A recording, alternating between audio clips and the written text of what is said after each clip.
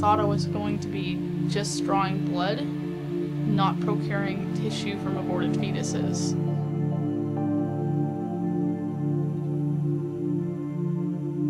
They partner with Planned Parenthood and they get part of the money. So I say, okay, what are you looking to supply today? You know, you can imagine where they would run with this, like, you're selling body part, you know.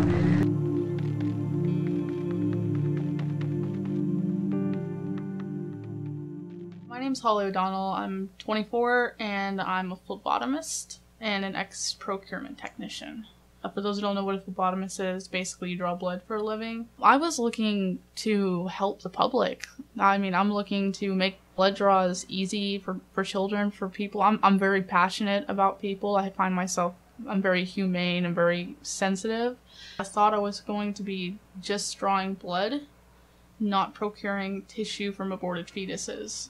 I basically just went on Craigslist, typed in the word phlebotomist, lab technician, and I clicked the link to apply. It said procurement technician. I went to the website, it said STEM Express, and apply now. I applied. It was really short. It wasn't even an application. It was your name, your phone number, that was it. And I got an email back and I interviewed, and they don't even let you know in the interview what you're doing. STEM Express is a company that hires procurement techs to draw blood and dissect dead fetuses and sell the parts to researchers. They partner with Planned Parenthood and they get part of the money because we pay them to use their facilities and they get paid from it. They do get some kind of benefit. We were asked to procure certain tissues like brain, liver, thymus, pancreas, heart, lungs, and pretty much anything on the fetus.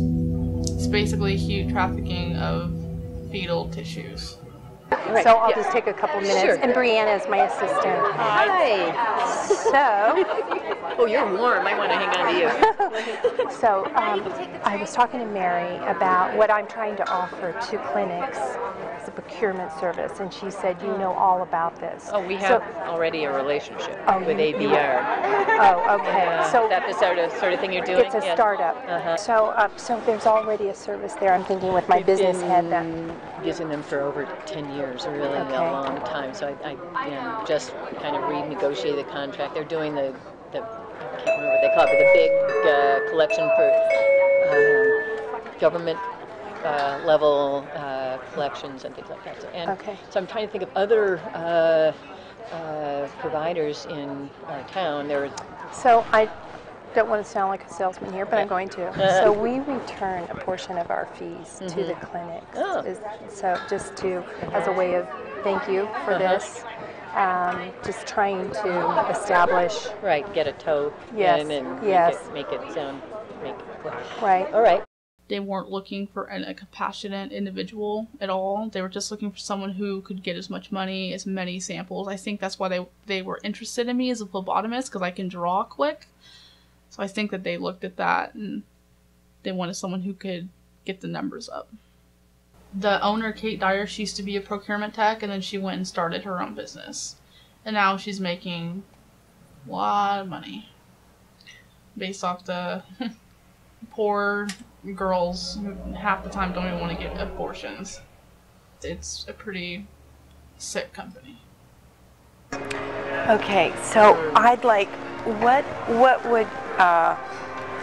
would you expect for intact tissue? What sort of compensation? What sort of? Well, why don't you start by telling me what you're used to paying? Okay, I don't think so. I would like to know what would make you happy. What would work for you? Well, you know, in negotiations, the person who throws out the figure first is at a loss, right? So. No, I don't look at it that way. I know you want to play that game. I get it, but no, I want lowball because I'm used to low things from. You know what? If you lowball, I'll act pleasantly surprised, and you'll know it's a lowball. Okay. What I want to know is what would work for you. Don't lowball it. Okay. Tell me what you really. $75 a specimen.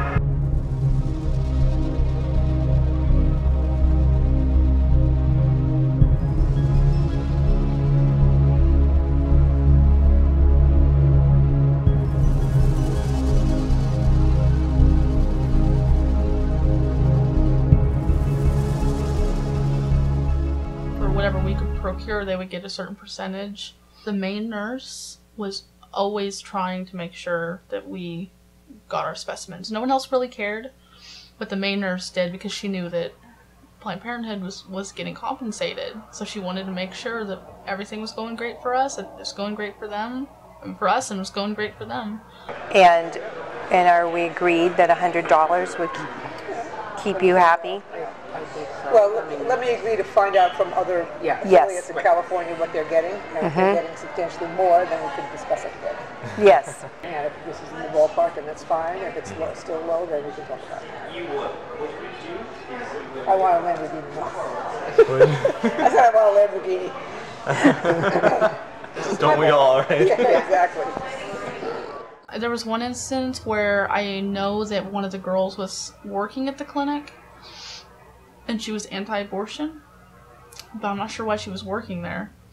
And she knew that I communicated with the staff, like, I need this specimen so I can get this, and there were times where she would always get rid of it before I could. And I would always ask her, I'm like, hey, I just told you I needed that. And she's like, oh, I forgot. And she did it on purpose all the time. And I went to the manager, and I'm like, hey, this girl keeps throwing away my specimen. She's like, oh, let me talk to her. And I remember her talking, she's like, we need them here, like, you need to let them have their specimens. But she was pretty adamant about it. She was trying to tell the staff, like, you need to listen to the text, like, you know, Planned Parenthood needs compensation. The harder and the more valuable the tissue, the more money you get. So if you can somehow procure a brain or a heart, you're going to get more money than just, like, chorionic villi or umbilical cord. That's basically what it is. So that, I guess that's an incentive to try and get the hard stuff, because they get more money. So I remember my first day, I was at the Concord Clinic, and it was very early in the morning. I was with one of my trainers, and I walk in, I meet the staff, and I look over in the corner, and there's a little light tray with pie dishes on it. I'm like, okay. And then I see someone come in with a bottle of something, and there was blood in it. I'm like, okay. And then they went over to the sink, and they emptied it out in a strainer and put it on the pie dish and lit it up, and I'm like looking like, what's going on? And my trainer comes over, and she puts on gloves, and she grabs some tweezers, and she's picking the parts away from the vaginal tissue. And I've never had anxiety before this at all. So I'm looking, and I don't know what's going on. I had no idea this was what was going to be happening, especially my first day. And she has tweezers, and she's like, okay, well, this is the head, this is the arm, this is a leg. And then she hands them over. Like, oh, here you go. Can you show me some of the parts I just showed you?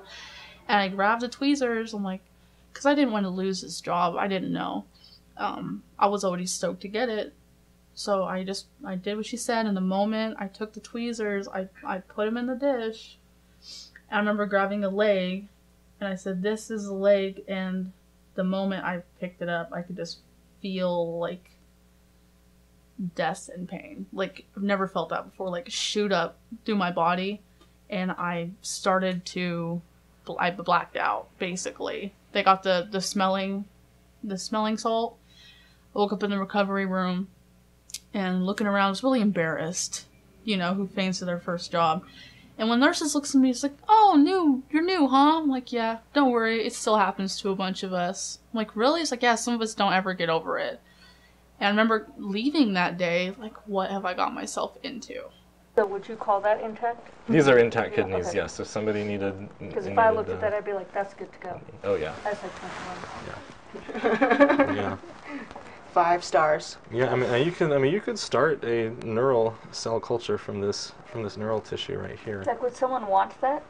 This? Yeah. Any of this? Yeah. Oh yeah. Yeah. Someone would definitely. So even at 11 weeks, even though it's really early, because I know that's when we talked about. This is neural tissue that people could take and look, and you see how it's still connected through the spinal cord back there. If you we just send that all together, and they pick it out. Or you could actually, yeah. Yeah, some people prefer that actually because it keeps it a little more protected. Yeah. That 11.6 was pretty good. There was I mean there was like 3 or 4 samples we could have taken out of the 11.6, so that would be if we were doing like 50 to 75 per specimen, that would be like 200, 300, right? And we'd be comfortable with that. But like so it's like stuff like this, like we don't want to be like just a flat fee of like 200 and then it's like no, and I think the per item thing works a little better just because we can see how much we can get out of it. It's really just about if anyone were ever to ask them, well, what do you do for this $60? How can you justify that? Or are you basically just doing something completely egregious that you should be doing for free? I think for affiliates, the end of the day, they're a nonprofit. They just don't want to. They want to break even, and if they can do a little better than break even and do so in a way that seems reasonable, they're happy to